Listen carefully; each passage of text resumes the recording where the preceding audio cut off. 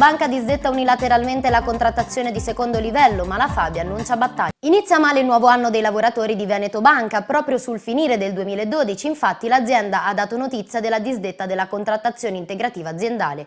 Dal 31 marzo la banca, con decisione unilaterale, non applicherà più gli istituti negoziali ad esclusione di previdenza complementare e assistenza sanitaria. Non si è fatta attendere la reazione della Fabi. Sentiamo Giuseppe Algeri, coordinatore Fabi Gruppo Veneto Banca, nell'intervista di Simona Sacconi. Cosa significa per i lavoratori vedersi sottratto il CIA? La contrattazione integrativa aziendale ha lo scopo di integrare il contratto nazionale, distribuire i frutti della produttività a livello di impresa, modellare le norme sulle esigenze specifiche di ogni singola azienda.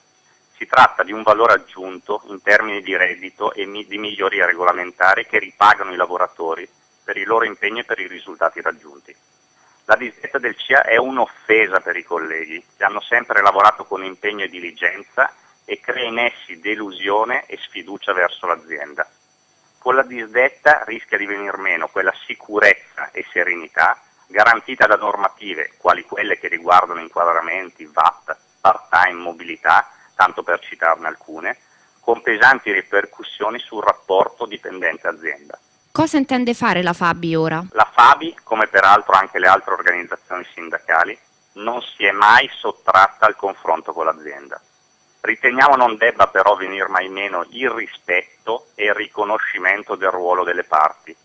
Chiederemo trasparenza e chiarezza sulle strategie di impresa, che identificano nel contenimento del costo del lavoro l'unico pozzo a cui attingere. In assenza di un ripensamento ci rivolgeremo presto ai lavoratori e decideremo insieme a loro le iniziative vertenziali da intraprendere.